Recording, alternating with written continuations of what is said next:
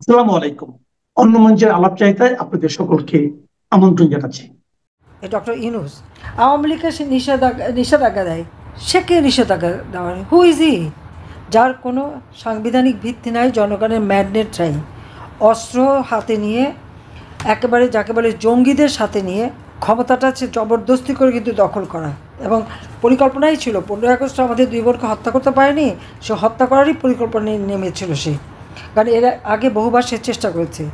2007 সালে যখন ক্যাটেগর গভর্নমেন্ট আসলো, তখন ইউনূস সাহেব আসলেন দল গঠন করবেন। ইউনূস প্রেসিডেন্ট আর মাহফুজা সেক্রেটারি, ডেইলি স্টার সম্পাদক। সেই দল গঠন করে জনগণের কাছ থেকে কোনো সাড়া পেল না, ব্যর্থ হলো দল গঠন করতে। তো তারপরে বলে দিল রাজনীতি তার জন্য না।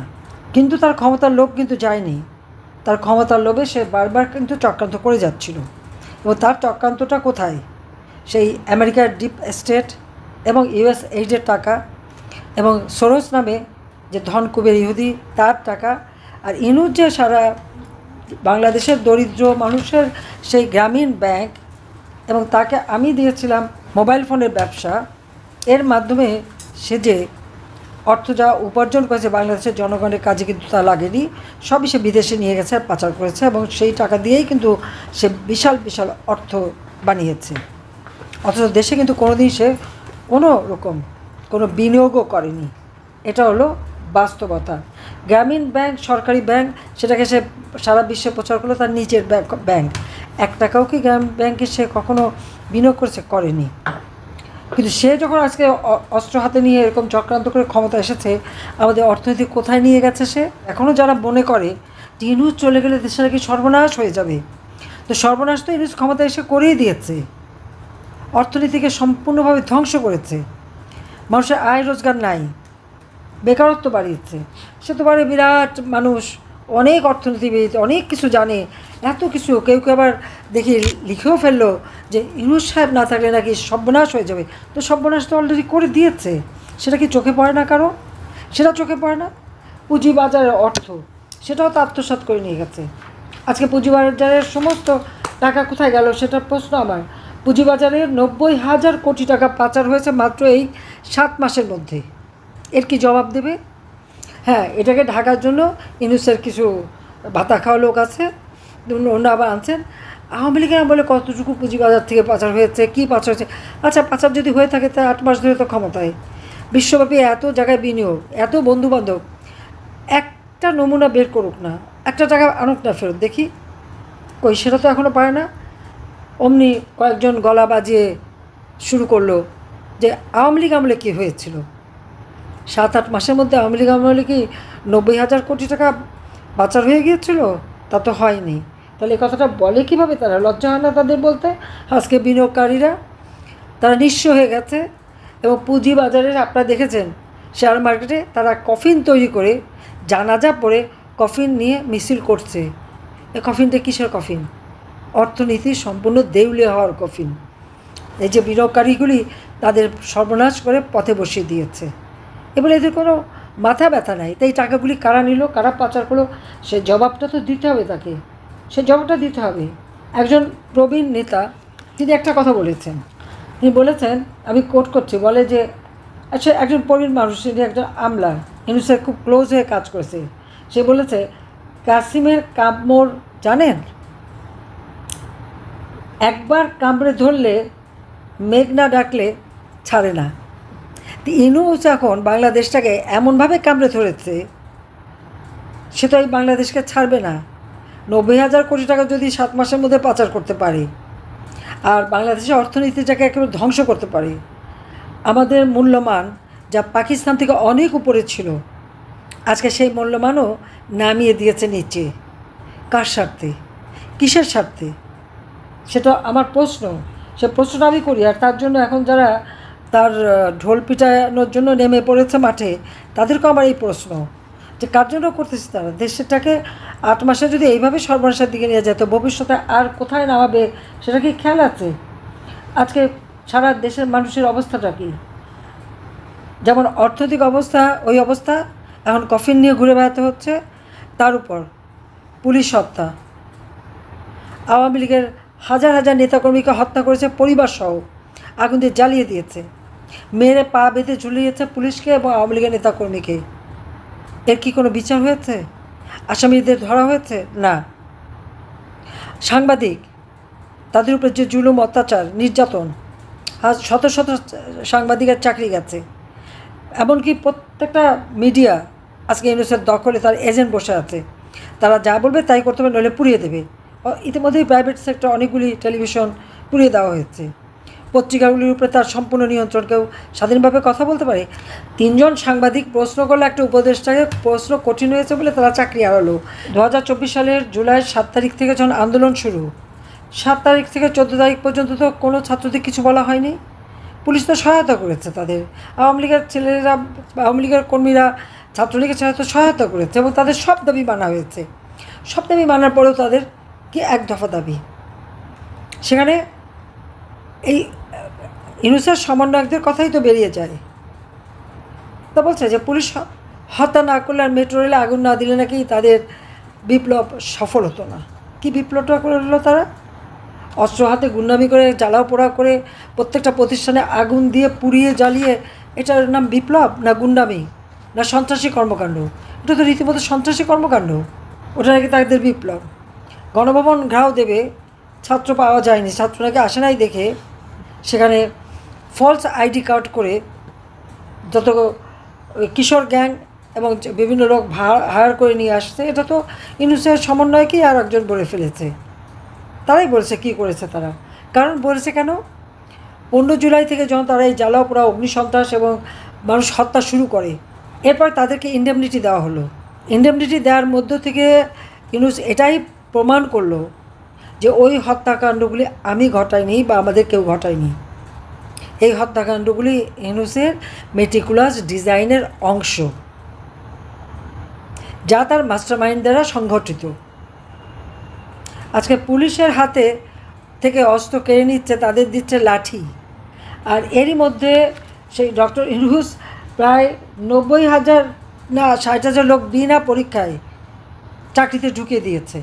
এর মধ্যে পুলিশের পোশাক পরিয়ে নামিয়েছে যত তাদের সন্ত্রাসী কতগুলি, প্রায় 60-70,000 তারা নামিয়ে দিয়েছে। এবং তারাই এখন সব জায়গায় যেভাবে দাপট দেখাচ্ছে, অনিয়ম করছে এবং প্রত্যেকটা মানুষের ঘরে ঘরে। এবং এই সমন্বয়ক বা ছাত্রছাত্রী হাতে লাঠি সোঁটা, রামদা, চাপাতি, চাইনিজ কুড়াল, অস্ত্র নিয়ে সব জায়গায় যেতে পারে। আজকে ইউনূস যে ক্ষমতা এসেছে এটা হচ্ছে সম্পূর্ণ অবৈধ এবং সবই ভাওতা। আমি রিজাইন করিনি, কিন্তু আমার রেজিগনেশন লেটার ছাপিয়ে দিয়েছে। আমি যখন একটা ভিজিটার বইয়ে সই করি, সেই ছবি দেখিয়েছে আমি রিজাইন করছি।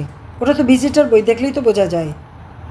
ঠিক একইভাবে মানে চিফ জাস্টিসের চিঠি অথবা নকল করে নিয়ে দেখানো হলো যে উচ্চ আদালত থেকে রায় দিয়েছে, যে নির্দেশ দিয়েছে যে ইউনূস শপথ নিতে পারে।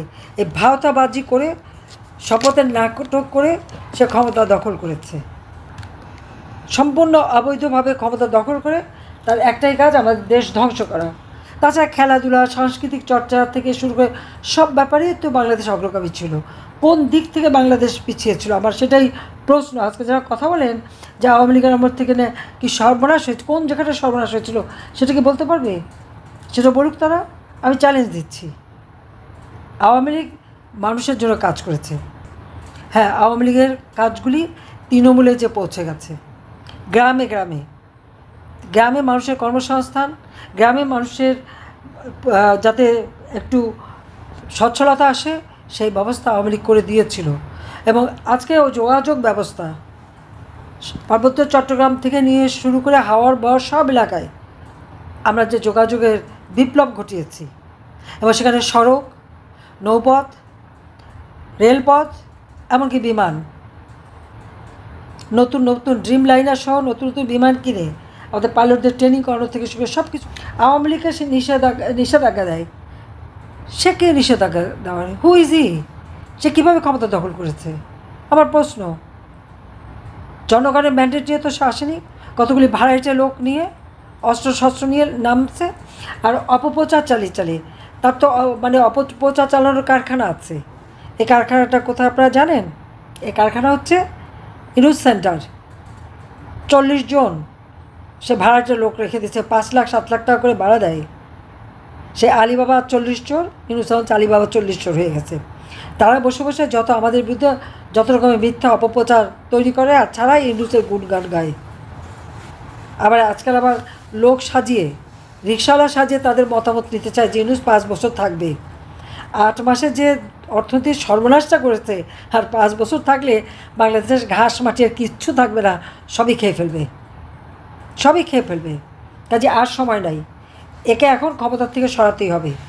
কারণ ইউনূসের ক্ষমতা থাকার কোনো অধিকার নাই, ক্ষমতা দখলকারীর জায়গা বাংলাদেশে নাই। এর আগে অনেকেই চেষ্টা করেছে, কতদিন থাকতে পেরেছে। কাজে একে ক্ষমতা থেকে হাঁটাতে হবে, প্রতিবাদ প্রত্যেকটা জায়গায় করতে হবে। লিফলেট করে করে তার অপকর্ম মানুষের ঘরে ঘরে পৌঁছায় দেবেন।